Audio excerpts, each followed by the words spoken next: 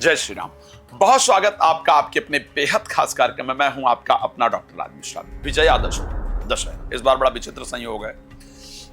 2 तारीख को विजयादशमी है और ये दिन वो दिन है जिस दिन अच्छाई बुराई पर हावी होती है। हम बुराई का स्वरूप रावण को मानते हुए और उसका दहन करते हैं। ये मैं सत्य कह रहा हूं। अगर आज की परिस्थितियों में देखा जाए तो समाज में बहुत रावण हैं जिनको दहन की आवश्यकता है। मैं खैर इस बार के संयोग को लेकर के बात करूंगा, क्या लाभप्रद है उसको लेकर के बात करूंगा। मुझे लगता है जब हम रावण दहन करते हैं, करना चाहिए, बहुत आवश्यक है, क्योंकि हम समाज को ये हमें जरूर संदेश देना चाहिए कि आप कितने भी पावरफुल, कितने भी ताकतवर हो, लेकिन अगर आप हमारी समाज की बहन बेटियों पर एक दृष्टि गलत डालेंगे तो फिर आप जलाए ही जाएंगे। यदि आप हमारे भारत के बहन बेटियों का सिंदूर के साथ खिलवाड़ करेंगे, उजाड़ने का प्रयास करेंगे, तो हम ऑपरेशन सिंदूर के माध्यम से आपकी छठी का चावल याद दिला देंगे। ये होना चाहिए। लेकिन खैर, इस बार विजयादशमी पर बहुत सुंदर संयोग बन रहे हैं। और संयोग क्या है? इस बार विजयादशमी पर बुद्धादित्य योग बन रहा है। बुद्ध स्वराशिगत गोचर करने वाले हैं। इस बार की विजयादशमी मनोकामनाओं को पूर्ण कराने वाली विजयादशमी है। इसलिए मैं आपको बहुत अच्छी जानकारी देना चाहता हूं। सुकर्मा योग बन रहा है, रवि योग बन रहा है, धृति योग बन रहा है, बुद्धादित्य योग बन रहा है। इतने सारे योग विजयादशमी पर बन रहे हैं। तो ये विजयादशमी जीवन को बहुत प्रसन्नता देने वाली और जीवन को बहुत लाभ प्रदान करने वाली होगी। हमारी कामनाओं को पूर्ण कराने वाली होगी। देखिए, भगवान राम ने रावण पर विजय को प्राप्त किया, रावण को परास्त किया। रावण परम विद्वान था, रावण परम ज्ञानी था। फर्क क्या था? आप सोचिए, रावण में और राम में फर्क क्या था? क्या ऐसा था जो दोनों के अंदर बहुत फर्क था? विद्वता में भगवान राम से कम रावण नहीं था, इसको ध्यान रखिए। एक बड़ी सुंदर चर्चा आती है कि जब रावण पर विजय प्राप्त किया और भगवान राम एक शिला पर बैठे हुए थे, मंदोदरी पीछे से आती, भगवान राम ने जैसे ही पीछे से मंदोदरी आ रही हैं और भगवान राम ने जब पायल की आवाज सुनी तो उन्होंने कहा, आओ मां, आप कौन? तो मंदोदरी ने कहा कि मुझे लगा था कि मुझे उस व्यक्ति को देखना है जिसमें मेरा पति, जो कि चलत दशानन डोलत अवनी, जिसके चलने से धरती हिलती थी, उसको मारा।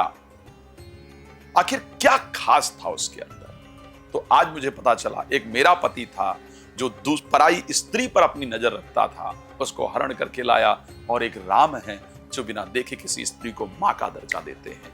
यही डिफरेंस था रावण और राम के अंदर, और ये सत्यता है। खैर, बहुत विषय है, मैं उतने ज्ञान में नहीं जाऊंगा, नहीं तो आप लोग बोर हो जाएंगे, वीडियो को देख नहीं पाएंगे। ज्ञान के लिए मेरी कथाएं होती हैं। यदि आप भी चाहते हैं अपने क्षेत्र में श्री राम कथा कराना, श्रीमद् भागवत कथा या श्री महापुराण कथा कराना मेरे द्वारा, तो आप उसके लिए मेरे साथ संपर्क कर सकते हैं, आयोजित करा सकते हैं। किस टाइम पर? विजयादशमी वो दिवस है जिस दिन अपनी नकारात्मक, जो हमारे अंदर जो नकारात्मकता है, काम, क्रोध, मद, लोभ, भगवान राम ने सुंदरकांड के अंदर कहा है कि काम, क्रोध, मद, लोभ सब नाथ नरक के पंथ, और सब परिहरि रघुवीर ही भजो भजई जय संत। इस संसार में काम का, कामना का ज्यादा बढ़ जाना, क्रोध का ज्यादा बढ़ जाना, मोह का ज्यादा बढ़ जाना, जो इस संसार में प्राप्त होना है, मुझे उसके लिए कर्म पूरा करना चाहिए और वो मुझे प्राप्त होगा ही होगा। मैं अगर कर्म करूंगा, मैं दोबारा इस विषय को कह रहा हूं, मैं कर्म के अगेंस्ट नहीं हूं, कर्म जरूर करना चाहिए। और अगर आप अपने कर्म को अच्छी तरीके से करेंगे, अपनी मेहनत को अच्छी तरीके से करेंगे, कोई एक बार में सफल नहीं होता। जैसा कि बच्चा भी 4 बार, मतलब साल भर उठता गिरता है, तब जाकर के चलना सीखता है ना। और हम लोग चाहते हैं कि पहली बार में ही कामयाबी हमारे चरण चूम ले, ये कहां पॉसिबल है। तो अगर आप कर्म करेंगे तो बहुत कुछ सीखेंगे और एक दिन सफलता जरूर प्राप्त होगी। विजयादशमी एक इस प्रकार का दिवस है जो हमारे इन नकारात्मक चीजों को निकाल करके हमारे लिए सही क्या है, हमारे लिए गलत क्या है, हमें करना क्या है और क्या नहीं करना है, इसकी जानकारी प्रदान करता है। सबसे पहली चीज विजयादशमी को आपको क्या करने की आवश्यकता है। एक तो विजयादशमी में आयुध पूजा, शमी पूजन इत्यादि होता है, शमी का पूजन होता है, आयुध पूजन होता है, और एक जिसको नीलकंठ पक्षी कहते हैं, कटनास जिसको कहा जा सकता है, उसका अगर दर्शन हो जाए तो बहुत सुंदर माना जाता है। आयुध पूजन इत्यादि का समय विजयादशमी को क्या है? आयुध पूजन का समय वृश्चिक लग्न के अंतर्गत इस बार रहेगा, जो कि 9:45 से लेकर के दोपहर को 12:04 के मध्य में रहेगा। इस समय पर हमें क्या करना चाहिए जिससे हमें फायदा हो? देखो, एक बात आपको बता दूं, विजयादशमी एक ऐसा दिवस है जिस दिन घर के वास्तु दोष इत्यादि को दूर किया जा सकता है, नकारात्मकता को दूर किया जा सकता है, अपनी 10 इंद्रियां, 5 ज्ञान इंद्रियां और 5 कर्म इंद्रियां, इन सबको एक साथ संयोजित किया जा सकता है, कंट्रोल किया जा सकता है, घर के तनाव इत्यादि को दूर किया जा सकता है। क्या करना चाहिए इस दिन, विजयादशमी के दिन? अगर संभव हो तो गाय का गोबर अगर मिल जाए, बट जनरली आज वो पॉसिबिलिटी नहीं है कि हम गाय के गोबर का प्रयोग कर सकें, बट ऐसा शास्त्रोक्त नियम है कि कहीं मिल जाए तो बड़ा फायदा है। तो घर का जो ब्रह्म स्थान है, घर का जो मध्य का हिस्सा है, कैसे डिसाइड करें कि हम चाहे एक कमरे के घर में रह रहे हैं, चाहे हम 10 कमरे के घर में रह रहे हैं, हमारे घर का मध्य का हिस्सा कौन सा पड़ेगा? उसके लिए आप घर को नाप लीजिए, ठीक है, पूरे घर को आप नाप लीजिए। नाप करके जो बीच का हिस्सा है उसको ब्रह्म स्थान कहते हैं, ब्रह्म स्थान निकाल लीजिए। उस ब्रह्म स्थान पर अगर गाय का गोबर पॉसिबल है तो गाय के गोबर से उसको लीप देना चाहिए। पहले गंगा जल छिड़क देना चाहिए, फिर गाय का गोबर से लीप देना चाहिए।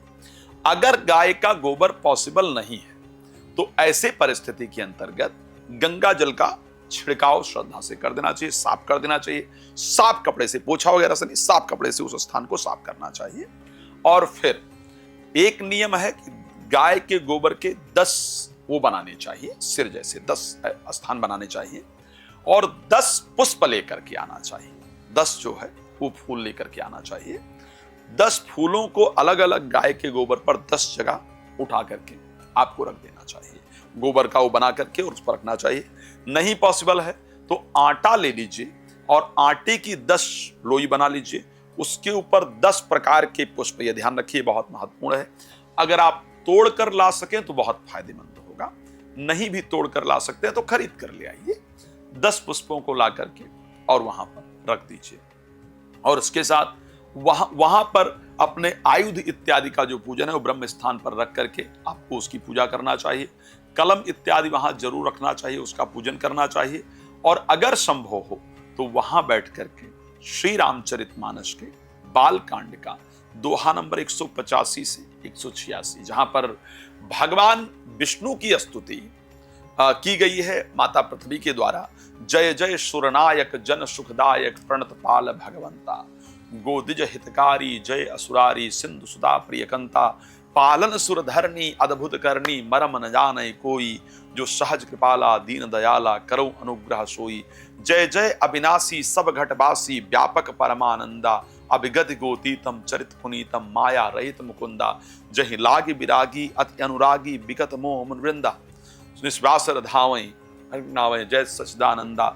जय सृष्ट उपाई त्रिविध बनाई संग सहाय न दूजा, सो करी अघारी चित्त हमारी जानिए भगत न पूजा, जो भव भय भंजन गंजन विपत बरूथा, मन क्रम बचवानी छाड़ सयानी शरण सकल सुरजूथा। इस प्रकार से रामायण के बालकांड में दोहा नंबर 185 से 186 है। श्रद्धा से वहां बैठ करके भगवान विष्णु की स्तुति करते हुए, भगवान राम का ध्यान करते हुए इसका पाठ कीजिए और प्रार्थना कीजिए कि प्रभु, जिस प्रकार आपने देवताओं के जीवन के दुख का हरण किया, जिस प्रकार आपने रावण का अंत किया, उसी प्रकार मेरे जीवन में जो काम, क्रोध, मोह, अहंकार, डिप्रेशन, एंजाइटी, नेगेटिविटी, ये जो रावण है, जो मेरी आत्मा को लगातार पीड़ा देने वाले रावण हैं, आप इनको मुझसे दूर कीजिए और मैं एक प्रसन्न जीवन प्राप्त कर सकूं। देखो, मैं साफ कहता हूं कि मनुष्य का जीवन प्रसन्नता के लिए प्राप्त हुआ है। मैं बार बार इस शब्द को कहता हूं, जलजानक नवलक्षाणी अस्थावरा लक्ष्मींसति क्रीम रुद्र संख्यायाम, इस प्रकार करके एक श्लोक मिलता है